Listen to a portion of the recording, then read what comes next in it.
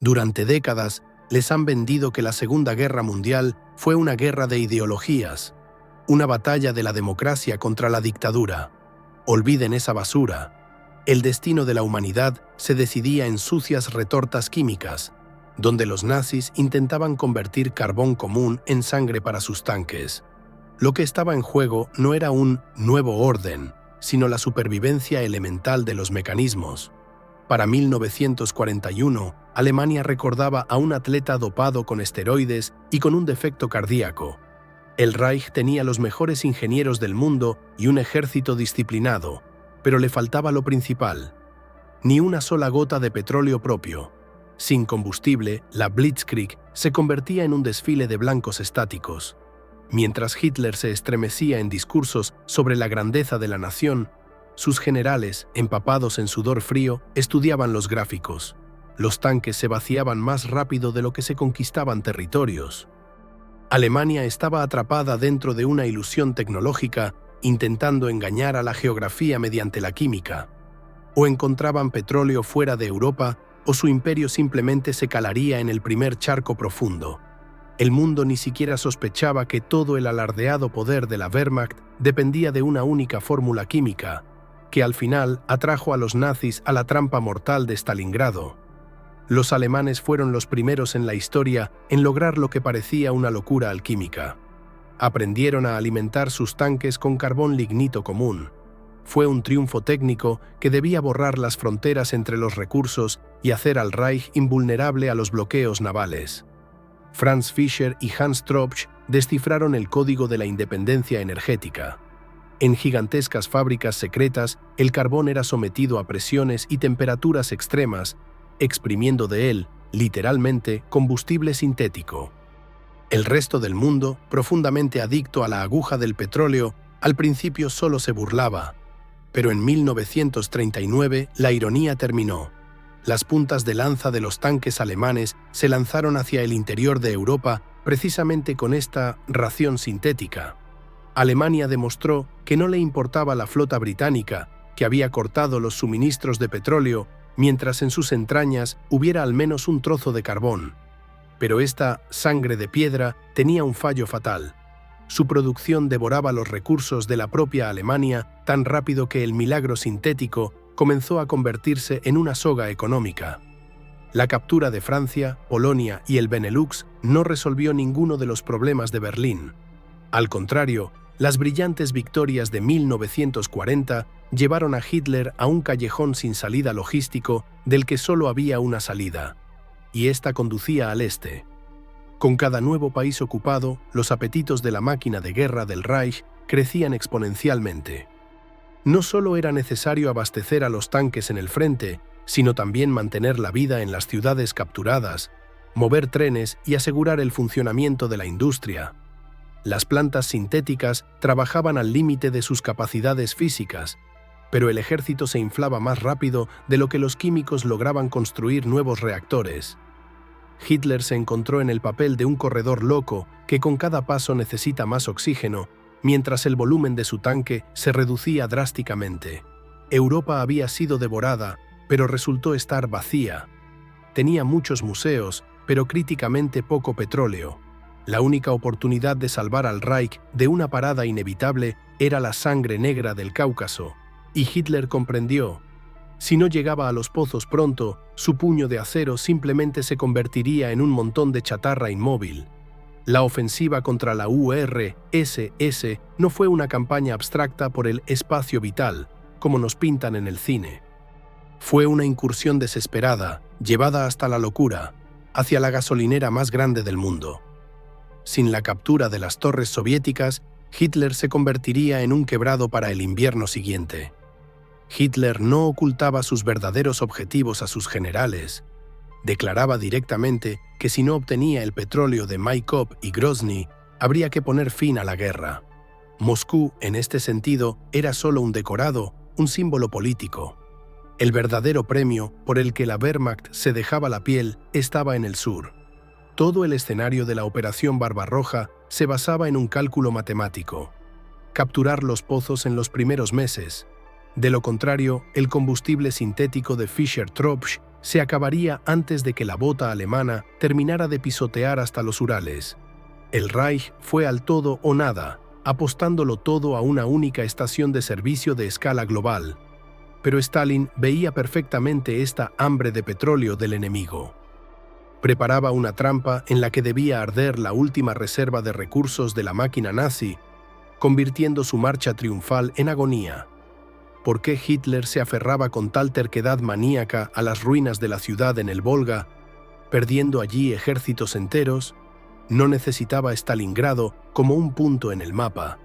Necesitaba cortar la arteria principal por la que fluía la vida de todo el país soviético. Stalingrado era la válvula clave. Hitler comprendía. Si cerraba el Volga en ese punto, no solo capturaría la ciudad con el nombre del enemigo, dejaría a todo el ejército rojo sin el combustible del Cáucaso. Era el momento de la verdad absoluta. Al tomar Stalingrado, los alemanes obtenían un camino abierto hacia los manantiales de petróleo de Bakú y al mismo tiempo condenaban a la URSS a una parálisis de combustible. Era una batalla a todo o nada. Si el Reich tomaba ese baluarte, alimentaría su máquina de muerte por décadas y se volvería invencible. Si no, sus aclamados Panzers se convertirían en monumentos oxidados a la vanidad alemana. En los sótanos y calles de Stalingrado se decidía si el mundo de mañana hablaría alemán, abasteciéndose con sintéticos, o si la bestia nazi moriría definitivamente de sed justo en el umbral del paraíso petrolero. Los alemanes llegaron a las faldas del Cáucaso, vieron las torres con sus prismáticos y ya se preparaban para el triunfo petrolero. Pero tras miles de kilómetros recorridos, no pudieron repostar ni un solo tanque. El paraíso petrolero resultó ser un decorado. Cuando las unidades de vanguardia de la Wehrmacht irrumpieron en Maikop, les esperaba un espectáculo espantoso. En lugar de torres funcionando, hierro retorcido, y en lugar de lagos de petróleo, pozos dinamitados y cementados por completo. Los ingenieros soviéticos aplicaron la táctica de tierra quemada en su forma más tecnológica. El genial plan de Hitler de repostar rápidamente a costa del enemigo fracasó estrepitosamente. En lugar de fuentes de oro negro, los nazis obtuvieron una pesadilla logística. Ahora tenían que traer cada litro de gasolina sintética desde Alemania por carreteras destruidas a través de media Europa. En ese momento, el combustible de carbón pasó de ser una salvación a ser una sentencia de muerte. La cadena logística empezó a devorar más recursos de los que lograba entregar en primera línea. ¿Saben en qué consistía la mayor ironía del Frente Oriental? Para llevar una tonelada de gasolina a la vanguardia cerca de Stalingrado, un camión alemán consumía casi la misma cantidad de combustible en el trayecto. El sistema empezó a devorarse a sí mismo. Alemania se asfixiaba en su propia logística. Debido a la catastrófica falta de petróleo, la Wehrmacht tuvo que recurrir a medidas humillantes, usar tractores a leña y movilizar a millones de caballos como en la Edad Media. Pero los tanques, aviones y camiones necesitaban únicamente combustible de alta calidad, producido en fábricas en la retaguardia profunda. Al final, cada litro de carburante se volvía de oro. Todo el poder de la Luftwaffe estaba ahora encadenado no al apoyo de la infantería, sino a la protección de interminables columnas de barriles. La máquina de guerra alemana se convirtió en una enorme serpiente que por hambre empezó a tragarse su propia cola. Mientras los tanques de Guderian se quedaban parados en las estepas sin una gota de combustible, los aliados preparaban el golpe final al corazón mismo del imperio del carbón, allí donde se encontraban aquellos reactores de síntesis. La guerra no solo la ganaron los tanquistas en las estepas cerca de Prokhorovka, sino también los pilotos aliados que sistemáticamente calcinaron las fábricas de Fischer-Tropsch. Comprendieron que no era necesario destruir cada tanque por separado, bastaba con privarlo de la posibilidad de moverse. Para 1944, los aliados comprendieron finalmente dónde estaba el talón de Aquiles del Reich. Comenzó la operación de desmantelamiento total de la química alemana. Los ataques masivos contra los gigantescos complejos de combustible sintético convirtieron la producción en ruinas ardientes. Alemania quedó ciega y se detuvo en el sentido literal de la palabra. Los aviones de combate a reacción más modernos de la Luftwaffe se pudrían en los aeródromos porque no había queroseno ni siquiera para calentar los motores antes del despegue. El gran avance tecnológico que debía hacer a Hitler dueño del mundo se convirtió en su principal vulnerabilidad. Los enormes gigantes industriales se transformaron en blancos perfectos que eran imposibles de ocultar o proteger. En ese momento quedó claro, un imperio construido sobre una muleta de carbón estaba condenado a una rápida desintegración. La última ofensiva a gran escala de Hitler en 1944 no se planeó con recursos propios, sino con gasolina estadounidense capturada. Fue el límite de la humillación tecnológica. El ejército más grande del mundo se convirtió en una banda de saqueadores que rastreaban en busca de un bidón. Cuando no tienes combustible propio, la única oportunidad de sobrevivir es robárselo al enemigo. En diciembre del 44, a los tanquistas alemanes en las Ardenas se les entregaban mapas con marcas especiales. No eran posiciones del enemigo, sino depósitos de combustible y lubricantes de los aliados. Era una estrategia de absoluta desesperación. El mando alemán comprendía. Si no capturaban los barriles americanos en las primeras 48 horas, su ofensiva simplemente se calaría en los bosques. Y así sucedió. En cuanto los estadounidenses lograron incendiar sus depósitos durante la retirada, los novísimos Tiger II se convirtieron en cajas de hierro inútiles. Las tripulaciones abandonaban máquinas en buen estado y se retiraban a pie, porque en sus tanques solo soplaba el viento. El imperio que soñaba con dominar el planeta mediante la alquimia sintética terminó abandonando sus mejores obras maestras tecnológicas simplemente porque no tenían con qué alimentar sus motores. ¿Por qué, si los alemanes aprendieron a fabricar gasolina a partir de la piedra hace ya 80 años, seguimos dependiendo de los caprichos de las monarquías petroleras y de los precios en las gasolineras? La respuesta no les gustará. Este secreto es demasiado caro para tiempos de paz.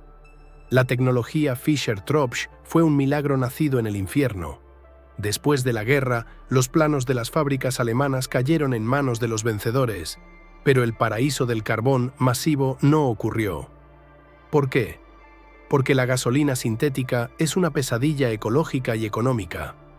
El proceso requiere una cantidad monstruosa de energía y agua, y el resultado es un producto que es varias veces más caro que el petróleo natural. Alemania recurrió a esto por absoluta desesperación, al encontrarse en un anillo de acero por el bloqueo. Tan pronto como se abrió el acceso a pozos baratos, la sangre de carbón dejó de ser rentable. La tecnología fue reconocida como una muleta militar, necesaria solo para dictaduras decididas a luchar contra todo el mundo en solitario. Pero no se apresuren a archivarla. Hoy, en la era de las guerras de sanciones y la escasez de recursos, las carpetas con la marca Secretos del Reich comienzan a abrirse de nuevo en laboratorios cerrados de países que se preparan para su propio bloqueo. La Segunda Guerra Mundial demostró una verdad cruel. Cualquier ideología, incluso la más fanática, es impotente ante las leyes de la física y la química. Los tanques no funcionan con eslóganes y los aviones no vuelan con odio puro. Hitler perdió no porque sus generales fueran más tontos o sus soldados más débiles. Su imperio se derrumbó porque su base energética era artificial. Stalingrado se convirtió en el cementerio de las ambiciones nazis precisamente porque fue una batalla por un recurso real contra una imitación sintética. Todo el curso de la historia del siglo XX fue determinado por quienes tenían pozos que bombeaban petróleo por más tiempo y de manera más estable. La gasolina sintética de Fischer-Tropsch le dio a Alemania la audacia para comenzar la guerra, pero también le garantizó un final vergonzoso en una prolongada lucha de agotamiento. La carrera mundial actual por el litio, los chips y los metales raros se ve exactamente como la batalla por el petróleo del Cáucaso en el 42. Estamos de nuevo en el umbral de un momento en el que las baterías de alguien simplemente se agotarán en medio del combate. La historia de la guerra de la gasolina no es solo una crónica del pasado, es un plano de nuestro futuro cercano. El que hoy controla la energía ya está repartiendo los papeles para el próximo enfrentamiento global. Estamos acostumbrados a creer que las nuevas tecnologías nos hacen libres e independientes. Pero el ejemplo del Tercer Reich muestra lo contrario. solo crean una nueva dependencia, aún más rígida, de los recursos. Si mañana alguien corta el acceso a un elemento críticamente importante, sus casas inteligentes, coches eléctricos y servicios en la nube se convertirán en montones de chatarra inútil, tal como los Tiger alemanes en las Ardenas. El mundo es una lucha interminable por el derecho a estar abastecido, y las reglas en ella no han cambiado desde los tiempos de los primeros reactores de carbón. Recuerden, libre no es el que tiene el arma, sino el que tiene la llave de la gasolinera. Suscríbanse para entender por qué elemento de la tabla periódica nos obligarán a odiarnos unos a otros mañana. Hasta la vista en la próxima investigación.